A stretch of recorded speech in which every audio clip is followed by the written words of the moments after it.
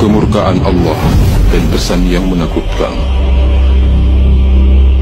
Pada 28 Desember 2018, Muhammad Qasim melihat sebuah mimpi di mana Allah sedang menjelaskan sesuatu kepada umat muslim, tetapi mereka tidak memperhatikan.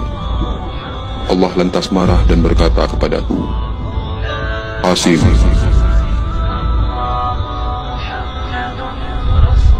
tuliskan pesanku dan sampaikan pesan itu kepada orang-orang ini. Mereka tidak memperhatikan. Aku akan menimpakan kemurkaanku atas mereka." Allah berkata-kata dengan nada yang marah, dan aku tidak punya pilihan kecuali untuk menuliskan pesannya.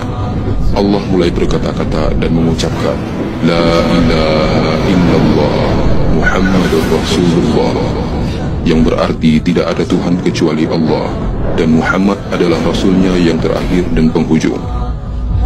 Sesudah ini Allah menyampaikan sesuatu yang tidak aku ingat. Allah sedang murka dan dia berbicara dengan suara yang marah, tetapi kemarahan itu bukan terhadapku, dan aku terus menulis pesannya. Kemudian beberapa orang mulai mendatangiku. Mereka menjadi tahu bahwa Allah telah memerintahkan Qasim untuk menulis pesannya, dan Qasim terus-menerus menulis dan menyampaikannya kepada orang-orang. Kemarahan dan kejengkelan Allah tidak juga berhenti dan berlanjut terus. Maka aku menjadi takut untuk terus menulis karena merasa takut kepada Allah. Aku berkata kepada diriku sendiri, kenapa Allah menyuruhku untuk menuliskan pesan ini? Apa yang bisa kulakukan sekarang? Karena aku tidak punya pilihan. Lalu aku memberitahu kepada orang-orang yang bersamaku tadi untuk menulis pesan yang masih tersisa. Lalu aku memberitahu mereka bahwa apapun yang Allah sampaikan kepadaku, aku akan menyampaikannya kepada kalian, dan kalian harus melanjutkan untuk menulis pesan itu. Lalu salah satu dari mereka berkata, "Baiklah, tidak masalah, kami akan menulisnya."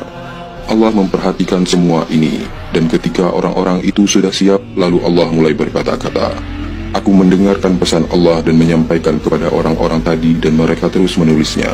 Pekerjaan ini sangat baik. Kemarahan dan kemurkaan Allah tidak diarahkan kepada orang-orang itu."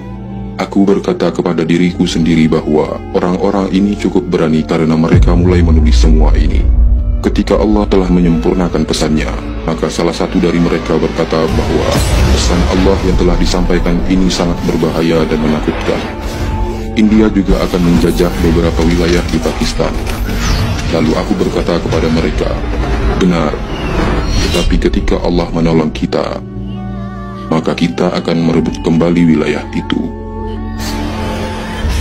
Dan juga akan terjadi bahwa sebuah gempa bumi akan datang dan keadaan-keadaan yang selanjutnya akan memburuk setelah itu. Lalu akan ada sebuah gempa bumi dengan intensitas rendah, dan kita tidak menyadari bahwa itu adalah gempa yang sama yang sudah kita tunggu sebelumnya."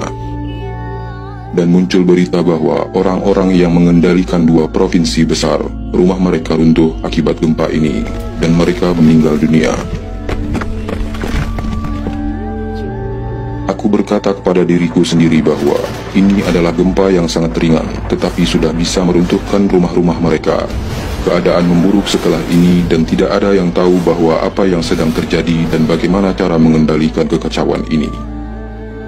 Kekacauan menyebar kemana-mana, dan hal itu terjadi persis seperti yang telah Allah sampaikan, dan timbul kegelapan di mana-mana. Lalu aku memakai sebuah pakaian, dan pakaian itu bersinar di kegelapan. Dan orang-orang bisa melihatku bahkan dari jarak yang jauh.